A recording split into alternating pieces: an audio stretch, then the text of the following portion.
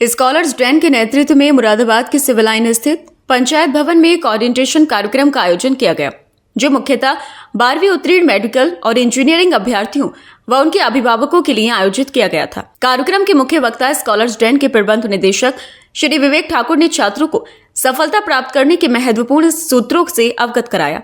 उन्होंने कहा कि सही दिशा में की गई मेहनत ही असली सफलता की कुंजी होती है। उन्होंने ये भी बताया कि आज के प्रतिस्पर्धात्मक युग में छात्रों को सबसे बड़ी चुनौती सही मार्गदर्शन की होती है। ऐसे में स्पष्ट रणनीति, अनुशासन और निरंतर प्रयास अनिवार्य है। कार्यक्रम की विशेषता रहा जेईई, नीट जैसे प्रतियोगी परीक्षाओं की तैयारी कर रहे छात्रों के लिए एक विशेष प्रश्नोत्तर सत्र, जिसमें छात्रों और उनके अभिभावकों ने बड़ी उत्सुकता से भाग लिया। इस सत्र में वीटी सर ने रिवीजन के प्रभावी तरीकों, पढ़ाई और नींद के बीच संतुलन तथा विषयवार समय प्रबंधन जैसे उपयोगी बिंदुओं पर विस्तार से मार्गदर्शन दिया। उन्होंने ये भी समझाया कि एक यथार्थपरक टाइम टेबल और निरंतरता सफलता की रीढ़ होते हैं। कार्यक्रम में विशेष रूप से स्कॉलर्स डैन के पूर्व छात्रों एवं उनके अभिभावकों को भी आमंत्रित किया गया था। इनमें अंशुल पवार जेईई एडवांस्ड 2020 में ऑल इंडिया रैंक 3139, वर्तमान में आईआईटी बॉम्बे में सिविल इंजीनियरिंग के बाद श्लमबर्गर में कार्यरत। उनकी बहन वेदांशी पवार नीट यूजी 2022 में 635 अंक, वर्तमान में जीआईएमएस नोएडा से एमबीबीएस, और उनकी सबसे छोटी बहन परिधि Pawar JEE advanced 2025 all India rank 11923, चयनित IIT Kanpur material science and engineering प्रमुख रहे। इन तीनों भाई बहनों ने अपनी मेहनत, लगन और अनुशासन से न केवल अपने परिवार बल्कि स्कॉलर्स डैन का भी गौरव बढ़ाया। तो उससे जस्ट पहले सबको पता है 2020 में कोविड आ गया था, मतलब एंड में 2021 में दिल्ली में कोचिंग में एनरोल करा था मैंने, बट भाई वो ऑनलाइन कन्वर्ट हो गई। तो 2 साल ऑनलाइन पढ़ाई करी जो फ्यूटाइल है, जिसका कोई रिजल्ट निकल के नहीं आया। एंड अगेन वही नीट में सिलेक्शन नहीं हुआ 2022 में। तो उसके बाद फिर ये डिसाइड करना था फिर ड्रॉप लेना है।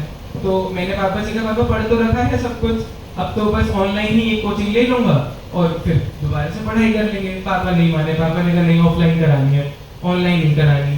दिल्ली जाने के लिए मैंने मना कर दिया कि बाहर नहीं जाना, तो फिर एक बार कॉलेज में ज्वाइन कर लेते हैं। अच्छा, उसी साल 2022 में वेदांशी का रिजल्ट आया था। तो वेदांशी में बैचमेट्स हैं स्कूल में भी, तो उसका सिलेक्शन हुआ, उससे फीडबैक लिया, अच्छा दिया, तो मैंने कॉलेज में ज्वाइन कर लिया।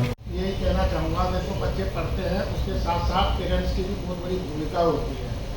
कभी बच्चों को इग्नोर ना करें, उन्हें पूरा समय दें। परेशानी आती है बच्चों के सामने, डिप्रेशन में आते हैं, तनाव में आते हैं, उनका साथ आखिर तक ना छोड़ें और उन्हें सदैव प्रमोट करते हैं।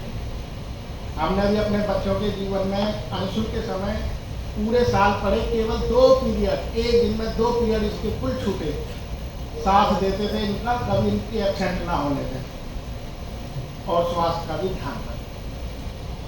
बच्चे तभी पढ़ पाएंगे। और आपको भी पता, अगर आईआईटी और मेडिकल में नहीं निकले तो बच्चे क्या करेंगे, इस बात को भी सोच के चलें।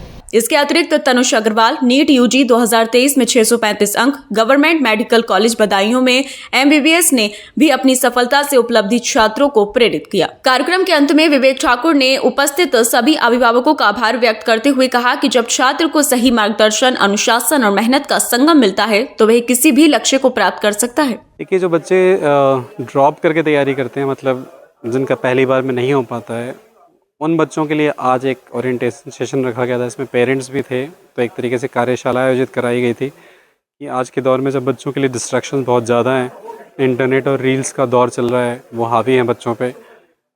आज भी एक घटना हुई कि सभी अखबारों में आया, मीडिया में आया है कि रील के लिए एंड्रॉयड देखने से बच्चे का अगर फ़ोन ले लिया गया तो उस बच्चे ने आत्महत्या कर ली। इतने मुश्किल दौर में पेरेंट्स को बच्चों को कैसे हैंडल करना है, इसके ऊपर एक कार्यशाला हुई जिसमें हमारे जो सक्सेसफुल बच्चे हैं उनके पेरेंट्स आए। 3 बच्चों का केस है, अंशुल पवार, परिधि पवार और वेदांशी, जो तीनों बच्चे हमारे यहाँ से पढ़ के कामयाब हुए। उनके पेरेंट्स ने बहुत शिद्दत से उनके साथ मेहनत करी, उनके साथ खड़े रहे हमेशा। वो भी इस कार्यशाला में आए थे और इन सभी लोगों ने अपना अनुभव शेयर किया बच्चों से और पेरेंट्स से। क्या संदेश देना चाहेंगे? देखिए, संदेश यही है कि जीवन बहुत विराट है, परीक्षाएं और उसके परिणाम आपके बच्चों को जो है उसका डिफ़ाइन नहीं कर सकते, उसको माप नहीं सकते हैं। बच्चों को जीवन जीना सिखाएं, ये सबसे महत्वपूर्ण है। और स्कॉलर्स इसी पे सबसे ज़्यादा काम कर रहा है कि बच्चे एक अच्छा जीवन कैसे जिएं, देश के अच्छे नागरिक कैसे बने, एक खुशहाल जीवन कैसे जिएं, उसमें पेरेंट्स का बहुत बड़ा योगदान है। तो पेरेंट्स को भी समय समय से जागरूक करना ज़रूरी है, क्योंकि पेरेंट्स भी बहुत तरह के दबाव में जी रहे हैं आजकल। जो बच्चे हैं उनकी पेरेंटेज दिन ब दिन डिफ़िकल्ट होती जा रही है टेक्नोलॉजी और गैजेट्स की वजह से। तो इन्हीं सब बिंदुओं को लेके एक मैसेज यही है समाज को कि भाई आप बच्चों की परवरिश करते वक्त अननेसेसरी दबाव या डर में ना रहें, इसको सहज रूप से करें और इसमें स्कॉलर्स समय समय से मार्गदर्शन देता रहता है।